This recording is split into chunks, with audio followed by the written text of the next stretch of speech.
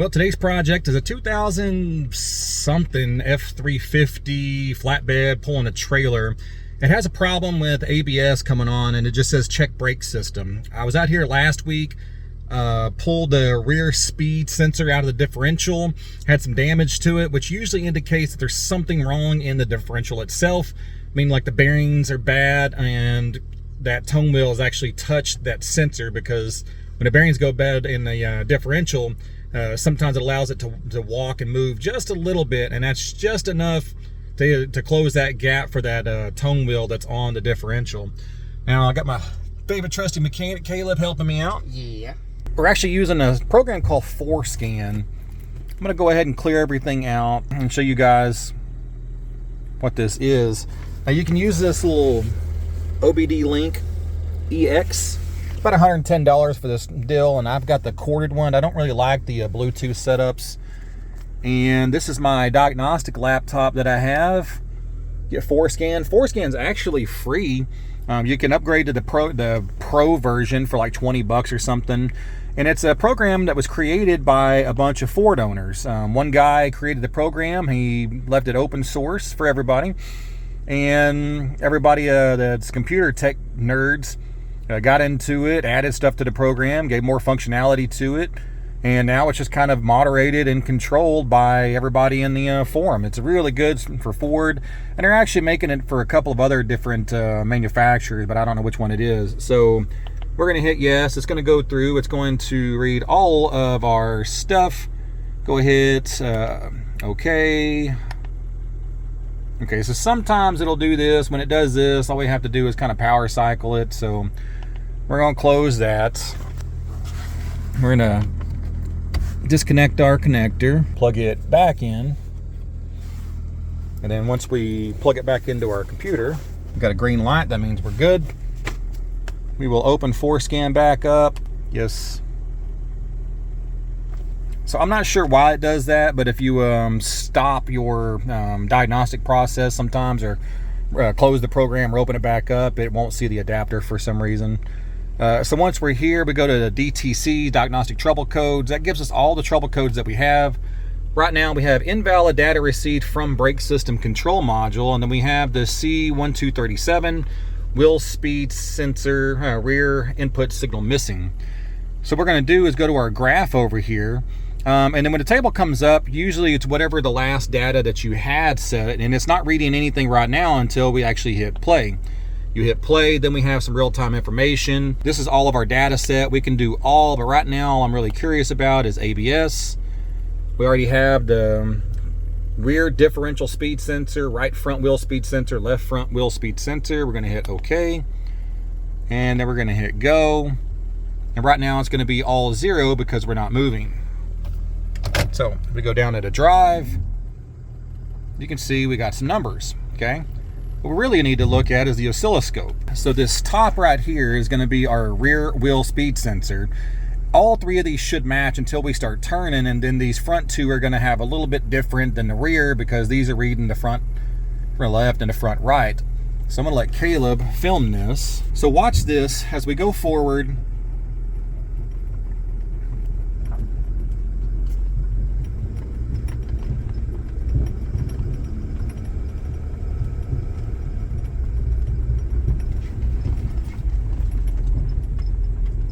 Now, do you see how that red line dropped? That means we're dropping the signal, like it's going down to 0 volts for some reason. Okay? Now, the cool thing about this program is I can go ahead and hit stop. I can save that data. This is F350 rear wheel speed sensor log, and I'll go ahead and put a number 1 on that. Okay. Now I can come back over here and I can open that up. Now I can come through and I can see exactly what I'm looking for. I'm going to zoom in a little bit more. That's basically what we're looking at. Now, as comparison, you've got your left front and your right front. The patterns aren't going to be exact, but they should be fairly close. You see how this pattern section right here is the same as this one. It's just a little delayed, right? We're dropping signal completely right here and then getting signal back. And it's only when I'm driving forward and I yank the steering wheel left and right, which tells me that we have some kind of problem with the harness somewhere. Most likely it's going to be the harness connector at the sensor on the rear axle to the main vehicle harness. So we're going to pull that harness off, inspect it, see if there's a bad pin or something in it, and then keep moving up from there to see if there's any spot of the harness that's actually frayed or bad or anything. But this program with FORScan is pretty neat. You can go to your, that tells you which one we're actually using. You can change, I think you can change the kilometers per hour to mile per hour if you want to, but I'm not worried about it. You go, again, there's our DTCs, all of our control modules that it found. You can do all of your data from your engine, transmission, ABS, traction control module, HVAC, everything. Something cool about this, guys, we can come down here and go to different vehicle tests. We can do a key on, engine on, injector electrical self-test, and you see the rest of these on-demand self-tests and everything. This will actually do regens if you have, a DEF and stuff. We can do a SCR, system refill activation. So if you're idiot operators that you have in your vehicles, run it out of DEF, you can actually relearn your DEF and everything. Then we can come down here to configuration. Now, I don't really get into configuration. This is kind of what the forte of this program is. The guys on the forum, they have all of these tables, these as-built tables, these as-built format, and they can tell you, okay, well, let's say when you first get in your truck and you turn your key on, you don't like that do-do-do, do-do-do, do-do-do signal, or sound rather. You can actually program that out. You can program like the lights to come on, not to come out, and there's a whole bunch of other things like that. It's basically just coding, but all the guys in the forum go through this and they try to figure out different coding for different situations. We can change to imperial relative to absolute, different settings and whatnot. And if you come down to the bottom, FORScan, you can enter activation code. It gets your actual license. So I'm valid up until October 25th of 2024. I tried to actually get the professional one, but they're kind of having problems on their website or something. Either that or I'm too dumb to figure out how to get the professional model. Because the professional one is like $50. It's lifetime. You never have to redo your subscription. But it's a really powerful tool. I really like it. I'm kind of gotten to the point where it's pretty much the only thing that I use. I don't use my scan tools anymore. On any Ford, I use this program because it's much more accurate. So I'm going to get this truck. We're going to park it over here on the paddock, get underneath it. We're going to take that harness off and then ohm that harness and see if there's something wrong with just that little pigtail harness. So this is the old speed sensor, and you can tell that it's actually been damaged right here. Now it fits in this way, and that's where that tone wheel is. So my concern is that these differential bearings are gone bad. Now it does need a pinion seal. It's been leaking out, so that could be quite a good possibility that there's no fluid in the axle, and then it overheated, and when it overheated, it ended up hitting this guy. But I went ahead and put a brand new sensor in it, and I am going to be replacing the differential seal, but I kind of want to diagnose this problem first. Put this new sensor on, and I'm concerned that what's happening is whenever we turn, that tone wheel is actually hitting the sensor, and that's where our loss in signal is coming from. If that's the case, then we're going to need a whole another rebuild the axle. So I put anti-seize on this O-ring. So you guys that are kind of astute are probably looking at it and be like, oh man, there's metal shavings all over the place. There's really not. I don't see any damage. There's a little bitty round spot right there, but that looks like a casting mark. It's just a little round mark. If there's going to be any damage, it's going to be on this side right here, right on the end, and I don't see any. Just a couple, just barely tiny little marks right there. Probably going to need a new rebuild the rear end. I don't know if you guys can tell on that camera right there, but there's two little bitty marks right there. So I'm wondering what's happening is sensor sits in like this in the axle, and there's that tone wheel, and I'm wondering if that tone wheel is like making connect. I mean, it should be like this. It should be straight up and down, but I'm wondering if it's moving, and that's kind of putting marks on it. How you can tell is when you pull the old one out, you can tell how chewed up it is on this side, and that's from something hitting it. You know, like that tone wheel pressing into it and then knocking pieces of it off. So I'm probably just going to put this old one back in for now. This one's still good, but I don't want to put it back in if they're going to keep using the truck.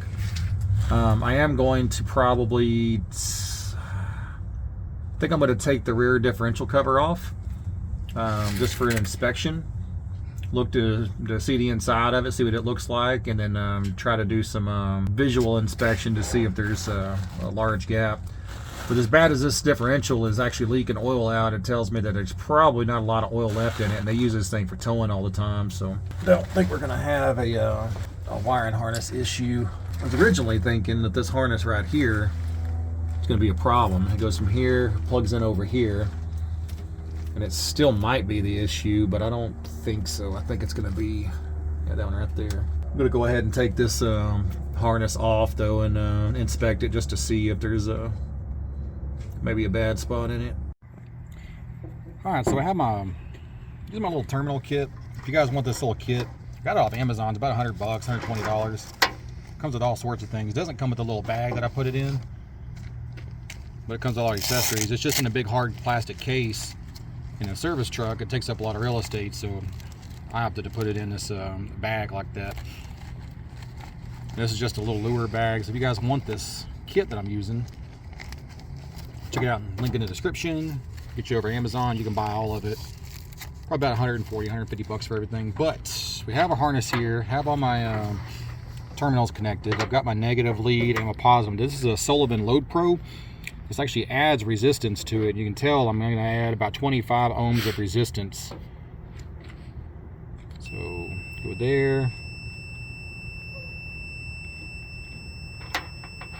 Try flexing the harness and see if we can get it to drop signal. I'm going to hit that button, add some resistance to it. Again, it's going to have about 25 ohms. And while I'm holding that down, just kind of flex the harness every which way you can. You don't have to be crazy with it, but what we're looking for is you can hear that audible. You can hear that audio drop when we're doing this, then we know there's going to be a short somewhere. But generally, when you have like a 90-degree bend like that, that's usually where your problem is going to be. And I just disconnected my pretty neat little kit. It comes with all these different adapters for stuff. Probably use about 3 of them in entire mechanic life, but still handy to have. It's much better than trying to get that big old huge piece and jamming it down in here to try to make connection and like widen and spreading open that female terminal, or trying to hold it like this and then try to hold this one on this pin like that, and then hope that you can make connection on both of them. So I don't think our harness is going to be the issue, but I will go ahead and look at, let's put this loom open, just kind of visually inspect to see if we got a problem. I can kill it. So brown fluid, not really good.